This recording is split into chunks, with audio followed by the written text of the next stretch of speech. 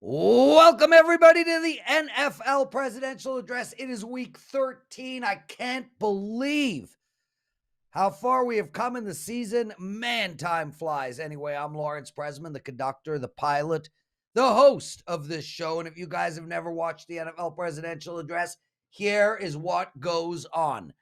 I literally take apart every single game on the board. I'll give you my sides, my totals. I'm going to pass along the way if I don't like anything, but you're going to get a whole lot of information. After that, we have Meghan Payton joining us. Meghan will provide you with some prop bets for this coming weekend. And after Meghan, I will be back on with the show Best Bets. Before we get into anything, I want to tell you what went down last week for my clients. It was gold, rhodium, platinum, Bitcoin 8 months ago. That's what it was last week. 7-1 on Sunday and 2-1 on Monday. I am now currently 71 wins, 55 losses for my clients. I am up 18 units on the season. I am loving this week's card, so make sure to grab my all access client plays. My show best bets this year, last year was 68%, giving 3 out a show. This year, not the same. 15-10 in my show best bets, and in all my plays and leans across the board, top to bottom, excluding all prop bets because I don't get them until way after this show. My all show plays and leans, 91 wins, 83 losses. Not as good as I would hope. But still, man, I don't bet all these plays. It's hard to have a side and or total on every game on the board. It's hard to win in that environment. But hey, 91 wins, 83 losses, basically with the juice break even. And we got lots more NFL to go through, so we're going to get that in the big time positive. Okay, let's get into it. New York Jets going into, Thursday night game. I'm not going to be giving that game out on the show. Bottom line is I'm in play on Thursday night, so all my all-access clients who pay for my information will receive that play. Let's get into the Sunday card. New York Jets going into Minnesota. Minnesota -3 + 100. 44 is the total, 44.5. It has been bet down. It was 45.5. And let's get straight into it. First off, let me say outstanding job by the New York Jets last Sunday against the Bears. And really, what a surprising year for the Jets. Their defense is playing outstanding, and their offense, well, is getting it done to a degree. Team is in the playoffs right now and looking to continue their winning ways. But man, how could they be only getting a field goal against the 9-2 Vikings team? Bad spot for the Jets here. A big win last week. And now they're going into Minnesota on the road. This is a great spot for Minnesota. I know the Jets D has been really, really good this year, but come on, man. Where is their Cousins? Okay, I know Kirk is no Tom Brady, but he's also no Mike White or Zach Wilson. Where is their Cook? Where is their Jefferson? These teams do not compare on paper. With that said, the Jets D is much better than the Minnesota D. The Jets D, 4th in the league in points allowed, 8th in passing yards allowed, 12th in rushing yards allowed. But take a lot of that with a grain of salt, guys. They have had the pleasure of playing the Pats twice, not a high-scoring team, the Bears without Fields, Denver, not a high-scoring team, Miami without Tua, Pittsburgh, not a high-scoring team. Their signature defensive performance came against Buffalo. Now they face the Vikings, who are a really good offensive team. 12th in points gained, and that includes putting up a 3 against Dallas, 7th in passing. But they do have one weak area, and that is in running. They are the 25th best running team in the league. The issue for me here, guys, is that the Jets' strength does not match well with Minnesota's weaknesses. Minnesota's not going to run the ball a whole ton. Minnesota is a throwing team, and the Jets, although 8th in passing yards allowed, keep in mind they've been playing running teams all year long. Minnesota struggles on defense, and that does suck if they're playing Kansas City. But the Jets struggle to score. The Jets are the 20th best points team in the league, under 21 points a game. They're 22nd in passing the ball. They're 20th in rushing. I just don't know how this Jets team can keep pace with the Vikings. The Vikings are going to score, period. They're going to put up a minimum of 24 points. They've put up 28 plus points in 6 of their last 10 games. This is a bad spot for the Jets, a great spot for the Vikings. I just don't think this game's going to be that close. Predicted score 28-17 type game. Take Minnesota minus the 3. And guys, if it is 3 plus 100, you can get the 2.5 at minus 120. Buy that 2.5 at minus 120 because it's only 10 cents, given that the normal line is minus 110. Now we look at Denver going into Baltimore, and we've got Baltimore at minus 9, a total here of 38. Denver's a total mess, but I do not believe in this Ravens team. The issue with this game is Baltimore can name their score, and they might name it 16-10. They might call it 27-13. They never seem to call me on the phone and let me know which actual Baltimore team is going to show up.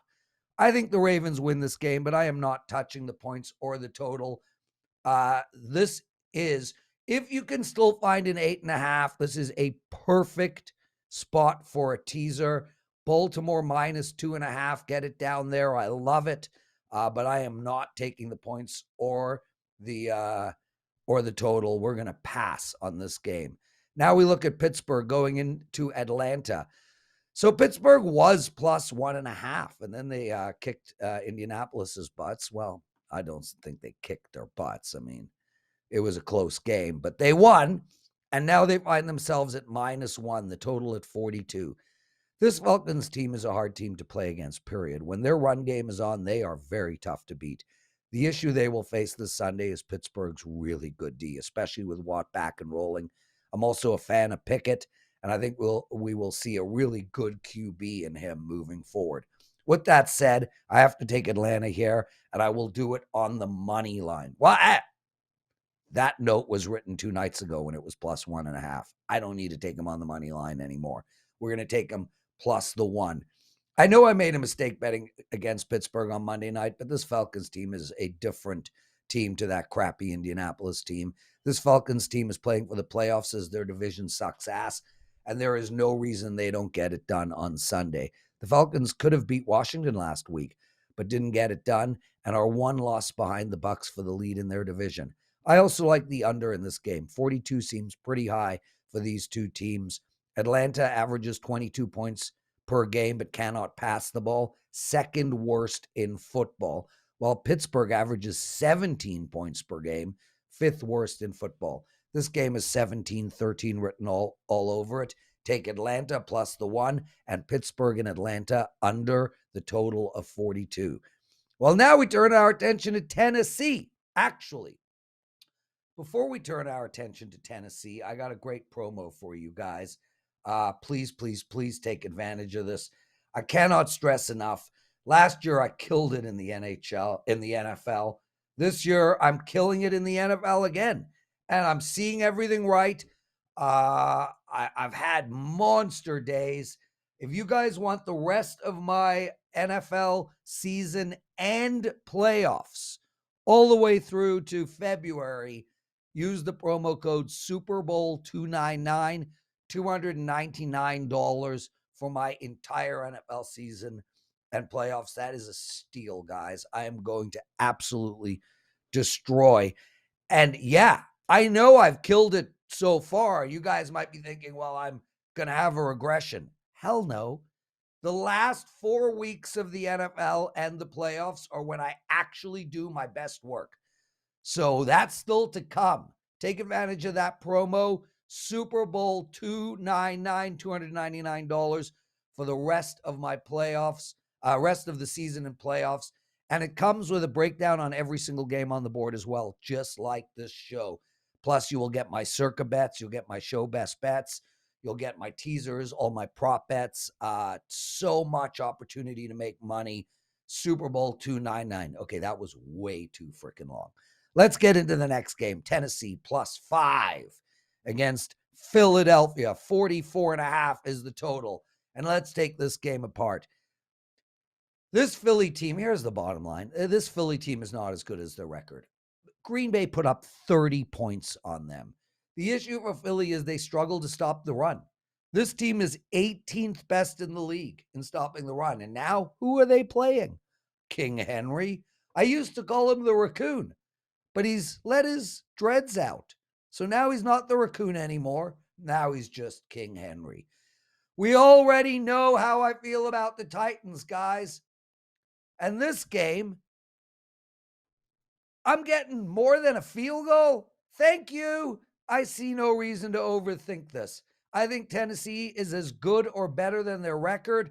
I don't think Philadelphia is as good as their record. I also like that Tennessee is coming off of a loss. They do still have the AFC conference in sight, albeit barely. And you know, with scary, muscular, masculine Mike Vrabel, this team ain't going to lie and die against anybody. Tennessee's D is also perfectly set up to stop the run, and that's what Philly relies on. Philly put up, I think, 300 yards last week against Green Bay. They're not getting anywhere near that against this Tennessee team. This Tennessee team is the third best team in the league in stopping the run. And honestly, take that with a grain of salt, because they could even be better than that. If their games weren't so close every week, teams would be running even less on them. I want to take the under here, guys, but Philly is averaging 27.5 points per game, third in the league, and that makes it tough. I do still lean on the under in this spot because, honestly, Tennessee can hold the ball for 9-minute drives. We're going to take Tennessee plus the 5 and under the total of 44.5 points. Now we turn our attention to Jacksonville and Detroit. Jacksonville now is -1. They were +1 versus Detroit. The total in this game has been dropped very slightly from 52 to 51.5. There's clearly a lot of money coming in on Jacksonville to move a number from +1 to -1, and I don't buy it at all. Talk about disrespect for the Lions, or rather, it's not really disrespect. It's more decades-long perception of this team. This is not the same Lions team of old. This team can score 25. This team can score. They average 25 points per game, 8th in the league. They pass the ball, 12th in the league. They can run the ball, 10th in the league. This Lions team could also be on the positive side of 500. Guys, listen to this. They could have beat Buffalo, Miami, Seattle, Minnesota, and even Philadelphia. If they win just half of those games, they're a playoff team. Think about that. Every one of these games came down to the very end, and all of them, Detroit was leading at a certain time. The only two teams Jacksonville beat this year above 500 are the Ravens, and barely, and the Chargers when they were completely banged up. Now we have a team off a big win last week versus a team off a tough loss with 10 days to prepare. Dan Campbell has changed the culture of this team, and only one of these teams has Swift and St. Brown. And I think Goff at this stage in his career is better than Lawrence as well. I'm not going to overthink this, guys. If Tucker hit that 67-yarder last week, the line would have been -3.5. We're going to take Detroit in this game plus the 1. Washington, -2.5. Going into New York, playing the Giants. Total is 40.5. And let's get straight to the under in this game. Now, for the record, I have taken the under in almost every Washington game this year, and I'm doing great with that plan. There's no reason to change strategies here. These are two of the top running teams in the league, two of the most conservative offenses in football, and both teams have owned the under all season. Washington is 4-8 to the under, while the New York Giants are 3-7-1 to the under. Both teams struggle to score. The Giants average 20.5 points per game, 22nd in the league. And Washington, even worse, they average 19.4 points per game, 24th best in the league. Both teams struggle to pass the ball. Washington is the 24th best passing team in the league, and the Giants a god-awful 5th worst in all of football. Let's not overthink this, guys. I can easily see a 17-14 type game. That still gives us 9 points to spare. We're going to take Washington and the New York Giants under 40.5. Cleveland, -7 against Houston. What is the scheduler, a god? How the hell did this happen? How unbelievable is this piece of scheduling?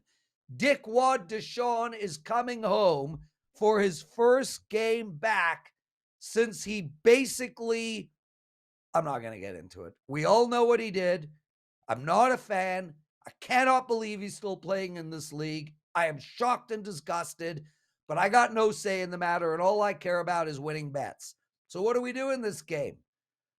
Oh, man.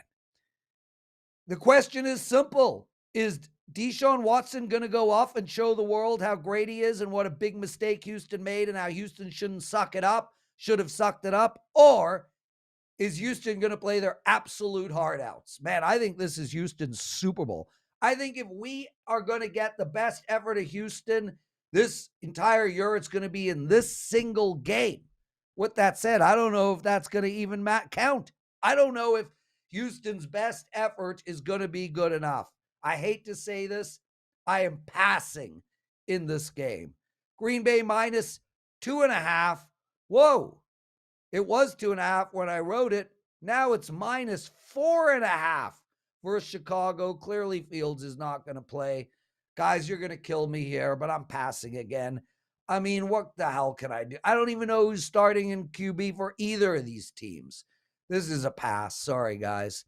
Seattle going into LA playing the Rams, -7.5. And there's so many line moves right now. Seattle was -5 2 nights ago. Now they're -7.5. The total bet up to 41.5. Again, without knowing if Stafford is playing, it's so hard to assess this game. With that said, the Hawks should win this game. I just don't know if they will cover. Sorry, guys, I'm going to pass again. Look, I know some of you guys write in the comments, why should I listen to this video if you pass on all these games? First off, I don't pass on a lot of games. I'm passing on 4 games this week. There's a shit ton of games. Secondly, this is a serious show, and we're talking about people betting money. If I don't have an opinion on a game, I'm just not going to make shit up. There's no way I'm playing on this game. I am passing. Seattle and the Rams. Pew. Let's move on. Miami going into San Fran was 3.5 money coming in on San Fran. It's now +4. The total in this game is 46, and I know this one's going to be long. Why? What an interesting game we have here. There is no reason these two teams can't play each other again in February, but that is a long shot, especially for Miami, regardless of how good they are playing right now. I mean, man, the AFC, you got to go through the Chargers, Tennessee, Buffalo, Kansas City, Cincinnati, Baltimore. It's not going to be an easy path for any team in the AFC. San Fran, on the other hand, they're a legit Super Bowl contender. But the issue is they cannot put up a ton of points, no matter who they play. They just can't seem to break a game wide open and put their foot down on their opponent's throats. While you have teams like Kansas City and Buffalo averaging over 4 touchdowns a game, San Fran averages 22 points a game. That is a substantial difference. Miami, with Tua missing a ton of games, averages 26 points a game. And in their last 5 games, 30, 39, 35, 31, 46 points. This Miami team might have the best offense in all of football right now. Interesting, this is a game of strength against strength. Miami's amazing offense against San Fran's lights out D. San Fran has allowed 0 points in the second half in 4 games in a row. That is insane. And 0 points for their last 6 quarters. San Fran is number 1 in points allowed. They've allowed an average of 15.7 points a game. That is historically good. They are 11th in stopping the pass, and nobody can run against this team. So what the hell do we do in this game? It really comes down to whose pace is it going to be? Is it going to be a slow-moving, crawling pace, one of those San Fran type games where they continuously get first downs, but barely, and they continue to control that clock, slow the game down? Or is it going to be a Miami pace game where they whip the ball around and put up points at 100 miles an hour? Here is what we know about from history. A strong D is better than a strong offense. When push comes to shove, pitching wins championships, goaltending wins cups, and great defenses win bowls. But when San Fran played KC this year, they allowed 44 points. And that is really the only offensive comparable I have when looking at this current game. I have to think Miami are going to get their points. I don't think they're getting 35 or 39, but I got to believe that they're going to be able to get 21 to 24, which means San Francisco is going to need 27, 28 points to cover that number. So from my perspective, the only way San Fran covers -4 is if they put up a bare minimum of 27 points. Now, they have done that. San Fran can put up points at times. They have put up over 33 times in their last 7 games, and they are averaging 23 points a game. I know this is long, but what a fun game to take apart and really an interesting one. How are we going to bet this? Guys, I'm going to take Miami plus the 4 and over the total in this game. My reasoning is really simple. I truly believe Miami's going to get their points. And in order for San Fran to cover 4, this game is going to have to go over the total. I think Miami can win this game outright. If I take the dog and the over, I think I'm putting myself in a worst case 1-1 scenario, and I feel like I have a fairly good shot at 2-0. We're taking Miami and we're taking the over. Now we turn our attention to another interesting game, the LA Chargers versus the Las Vegas Raiders. And man, I'll tell you, this one, by the way, I got to give you the line. It's LA Chargers -2. The total is 50.5. Look, this game could have been a legit game. Playoff implications all over it. The Raiders let us down in that one, but it's still an important game. I think the Raiders want to turn their season around and start winning, and the Chargers are desperate to put a streak of W's together. Just a monster win last week by both teams, a gutsy effort from both, a comeback from both, and one hell of a gutsy play call from the Chargers to win the game, which, for the record, I hated that call. Not only was it the wrong call from a football perspective, but me and my clients were on over 48 in that game. That 2-point conversion was the difference between winning and losing. All they had to do was kick the extra point and we were winning, no matter what. So I freaked out over that call, but unselfishly, it's the wrong call regardless. How do we look at this game? Bottom line for me is the Chargers are the better team, period.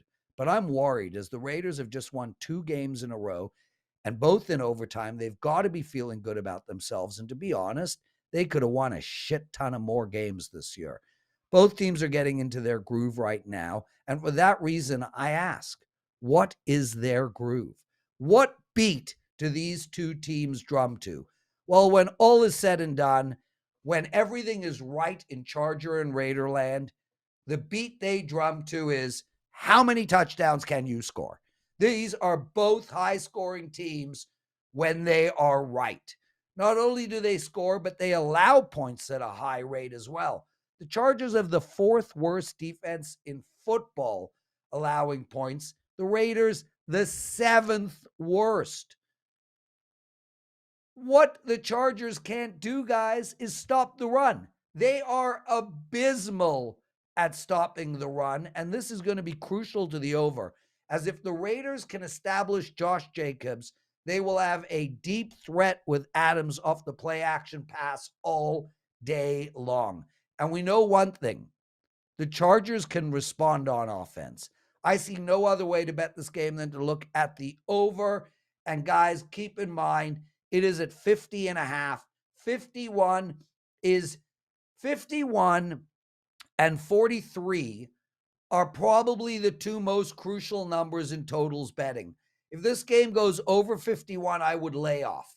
But so long as it sits at 50.5, we are going to take over the total.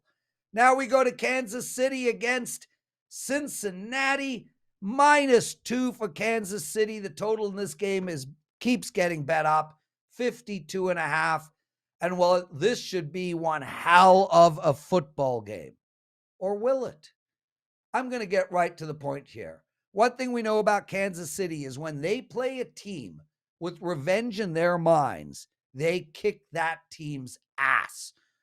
Mahomes, in his game presser after they beat San Fran this year, literally mentioned losing to them and how it stayed with him and how he needed to win this game. And that was revenge from a few years ago, not last January. Look, this Cincinnati team is good. Obviously, they were in the Super Bowl last year, and they have almost the exact same roster. They're also starting to play really good football. They've won their last 3 games. Their offense has come alive, and it looks like Chase and Mixon will be back. Bottom line, however, is the only win of substance for Cincinnati this entire season is last week against Tennessee. Defensively, stats say these teams are similar. Cincinnati sits at 13 and Kansas City at 16 at points allowed. Running-wise, they both allow the exact same 4.3 yards per play. Passing-wise, Kansas City has allowed more than 30 yards a game more. Take that with a grain of salt. Teams are passing a lot against Kansas City. Offensively, Kansas City averages 4 points a game more than Cincinnati. They run the ball 20 yards a game more than Cincinnati, and they throw the ball 45 yards a game more than Cincinnati. Bottom line here, Kansas City is the better team. I thought Kansas City, and I still think Kansas City was the better team last year. Better teams lose games, guys. They have a better offense and an equal defense. Mahomes has already shown that he wants to revenge losses. We're taking Kansas City in this game. But how could you not look at the over? Man, if you decide to bet both Kansas City and the over, I would make Kansas City double the bet of the over. And if you can get -2 in the Kansas City game, I'd prefer you take it on the money line. My lean here is Kansas City on the money line against Cincinnati. Now we go to Indianapolis. They were +9.5. They're now +10.5. The total in this game is 43.5. As of now, I am passing on this game, guys, but I would lean to Dallas in a blowout. If we had that bloody 9.5, we could do a 7-point teaser with Baltimore, but we can't anymore. Man, I was dead wrong about Indy last week when I took them on Monday, this past Monday against Pittsburgh, and I'm not going to be betting against them again this year. I don't even want the points. I also can't take Dallas in the spot, but I do think potentially it will be a blowout. I am passing on this game. As for New Orleans and Tampa Bay, I am passing on that game too. My apologies, guys. With the Monday night games, I just don't get a chance to really do a shit ton of research on that game. We tape these videos on Wednesday. It's early in the week. My apologies, but as of now, I am passing on the Monday night football game. Guys, make sure to take advantage of my promo code Super Bowl 299. I mean, I'm just slaughtering the NFL. I did it last year. I'm doing it again this year. All my best stuff is still to come. I've perennially, annually, over 30 years of betting the NFL, I do better in the last 4 weeks in the playoffs than at any time in the year. Take advantage of that promotion, Super Bowl 299. You get my entire NFL season playoffs for $299. Meghan Payton joining us now, and after that, I got my show best bets for you. Meghan, the mic is yours. Thank you very much, Prez. Let's talk Thursday night football. I have 3 player props, all for Thursday night. Starting with running back Ramondre Stevenson, over 4.5 receptions. Stevenson is a special player for this Patriots offense. He's going to have to step up big this week. Running back Damian Harris not playing. But look, Stevenson is hitting over 4.5 receptions in the last 4 of 5 games. He had 9 receptions last week on Thanksgiving. And Stevenson is showing his dual threat ability this year. He's got size. He's got strength and he can be a good receiver. He's a running back with the second most receptions for this Patriots offense. Not to mention, he's going to be going up against a Bills defense that's going to be without their best pass rusher in Von Miller. Take over 4.5 receptions for Stevenson. That's where I'm going to stop on Patriots bets, by the way. Let's switch over to Bills. Let's start with quarterback Josh Allen. No interceptions. Allen has been a nightmare for this Patriots defense in the last 2 matchups. Over 600 passing yards, over 100 rushing yards, 8 touchdowns. No interceptions. I don't care if Josh Allen's in this quote unquote slump. He's going to have a big game against this Patriots D that cannot stand him. They can't deal with his mobility, his arm strength, his running threat abilities. Take Allen, no interceptions against the Patriots. Last bet I have for you on Thursday night is going to be wide receiver Isaiah McKenzie, over 34.5 receiving yards. McKenzie stepped up big last week for this Bills team. He had over 90 receiving yards. He showed that he can be a great route runner. He can make big plays, and he can be that solid number 2 receiver for this Bills offense that relies a lot on Stephon Diggs. I don't think it's going to be a fluke. A lot of times I like to shy away from players with one big game, but McKenzie showed us some real strength. I'm going to take over 34.5 receiving yards for McKenzie. That is what I have for Thursday Night Football. Go cash some bets. Happy NFL Week 13. Meghan Payton, awesome stuff. Man, we're lucky to have you on this show. I see such good things in Meghan's future. Anyway, I got 3 show best bets for you guys. Tennessee and Philadelphia under the total of 44.5. Pittsburgh and Atlanta under the total of 42. And Miami and San Francisco over the total of 46.5. Guys, that's it for the show.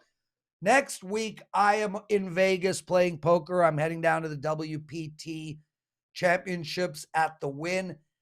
I'm going to ask Joe if we can film this show on Friday. So stay with us. Next week's show is going to come out later than usual. It will be the last week like that, and I do apologize. But it will be a much better show than if I do a short abbreviated version on Wednesday out of the hotel room. So next week, we won't have the show up until late Friday afternoon, Friday night. I really appreciate you guys. I love the comments in the on the YouTube video. I read them all. I respond to a bunch. I can't thank you enough. Let's have a killer weekend. Make sure to take advantage of that promo, Super Bowl 299, and we will see you next week. I'm Lawrence Presman. Namaste.